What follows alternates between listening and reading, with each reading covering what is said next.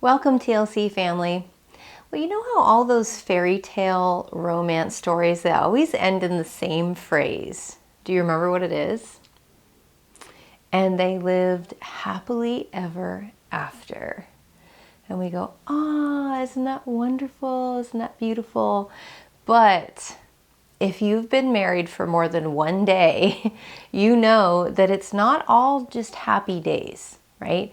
Marriage can be very challenging. Choosing to live your life with another person, partnered with them, walking in sync with them, there's going to be challenges. You both have maybe different ideas of how things should be done. You have two different wills, right, involved. And so there's going to need to be conflict resolution. There's going to need to be compromise. Marriage can be challenging.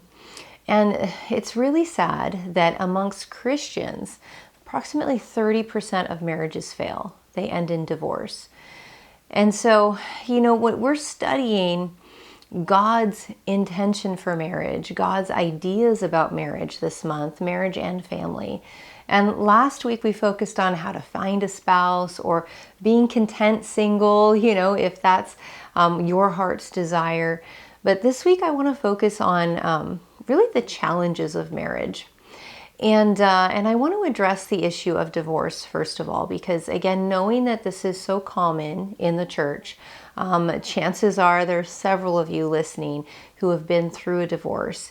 And I want to point us back to God's intention for marriage and God's instructions when it comes to divorce, so that we can, just seek to align our lives with His will, right? With His instructions. We know that the Bible is God speaking to us. And so let's dig into it and see what God has to say about divorce. The reasons people cite for divorce can vary extremely, anywhere from abuse to we just don't feel like we love each other anymore. And so what did Jesus teach when it came to the topic of divorce? Because in Matthew 19, Jesus was questioned on this very topic, and the religious leaders came to him, and it says they came to him testing him, right? So they brought up this tricky situation, this difficult situation on purpose to try to see if they could trick Jesus up. Okay, and they said to him, and this is Matthew 19:3, "Is it lawful for a man to divorce his wife for just any reason?" Now, first of all, I think this is funny. Like, what did they have in mind? Just any reason? Like, oh, supper wasn't ready on time tonight, so that's a reason that I could divorce you. Like, what were they looking for here, right? It's kind of funny. But Jesus answered and said to them, "Have you not read?" So he points them back to the word. "Have you not read that he who made them at the beginning made them male and female, and said, for this reason a man shall leave his father and mother and be joined to his wife, and the two shall become one flesh." So this is Jesus quoting the scriptures at this point, right? The two shall become one flesh. And then he comments on it and he says, so then they're no longer two, but one flesh. Therefore, what God has joined together, let not man separate. So we'll pause there for just a moment. The first thing Jesus brings up is that, hey, when you get married, the two of you become one. You are joined together in covenant, and God acknowledges you now as one flesh, right? You're in this covenant, this partnership together. And so if God has brought you together, then who is man to get in the way? Why should we try to separate what God has brought together? Okay, so Jesus brings up, like, this is the ideal way right here. This was God's intention, that two people come together in marriage and they're never separated, that they remain together. But the Pharisees press him on this, okay? And they said to him, "Why then did Moses command to give a certificate of divorce and to put her away?" So they bring up, okay, Moses in the law, in the Bible, allowed divorce to, put away your wife. And he said to them, "Moses, because of the hardness of your hearts, permitted you to divorce your wives, but from the beginning it was not so." So this was allowed because people pressed the issue, because their hearts were hardened. But Jesus again points it back to God's original intention for marriage. That's not what marriage was for. Not to be joined and separated and joined and separated and joined and separated. It was meant for the two to become one and to stay together. And so he says, and I say to you, whoever divorces his wife except for sexual immorality and marries another commits adultery. Adultery is like cheating. And whoever marries her who is divorced commits adultery. So Jesus said, and I want you to notice that there was one situation where Jesus said this is justified, right? When there's sexual immorality, when a spouse cheats on another spouse, they break the vows that they've made to each other, then Jesus acknowledged that this was an appropriate time to divorce if that's what you want to do. Now, I know of plenty of people who have been through this extreme struggle, right, in the marriage, this big challenge, and have chosen to stay together, have chosen to forgive and to work through building trust again and all that takes of, a marriage surviving when there's adultery, when there's cheating. But Jesus says, like, this is a time when you could separate, and it's justified in the eyes of the Lord. But does that mean that you have to if you find yourself in that situation? No. I would definitely seek the Lord on this and check your heart, right?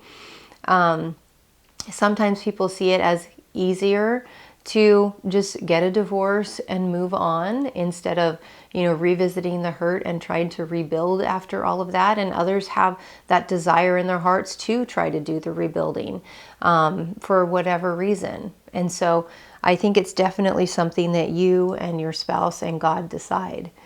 Now, Jesus, again, he teaches that divorce was never part of God's plan, but it was permitted by Moses and the law because the people pressed it, because they wanted it. They wanted to have a reason to divorce their wife. Paul also taught on this. So if we go to 1 Corinthians 7:10, it says, now to the married I command, yet not I, but the Lord. So Paul says, look, I feel like I have the Lord's direction on this. A wife is not to depart from her husband, but if she does depart, let her remain unmarried or be reconciled to her husband. And a husband is not to divorce his wife. Now, I think a key word in this verse is to be reconciled, right? So Paul brings it up. Look at, if a husband leaves, if a wife leaves, reconciliation is something that should be sought after, right? Don't, get a divorce or, be separated and go off and get in another relationship right away. You should remain as you are or seek to be reconciled to your spouse.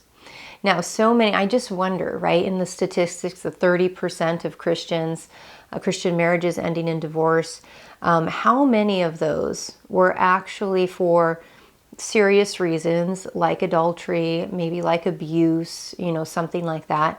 And how many were just, I'm struggling in the marriage. I know it's going to take effort to repair this, and I just don't want to put in the effort. They just don't want to reconcile. I just wonder, because that's such a sad situation to be in. Like, it's so common for people to get a divorce, right? And then go out and get a new haircut, get a gym membership, buy some new clothes, trying to get ready for their new spouse or this new relationship. Why didn't we put the effort in the first place to the other one? Right? They try to put in all of this effort now for a second relationship or a third relationship, whatever, instead of putting that effort into their current marriage, right? They just give up. And so I like that Paul brings up this idea of reconciliation, that yes, we need to understand we all have struggles. If you are married, if you're in a relationship, there's going to be challenges. There's going to be times when you disagree. There's going to be times when there's arguments, and that's normal. But what we need to do is develop the conflict resolution skills to work through it together, to start to communicate those tough things, like those emotional things that need to be said, right? That need to be shared, even if it's uncomfortable or it makes you feel vulnerable.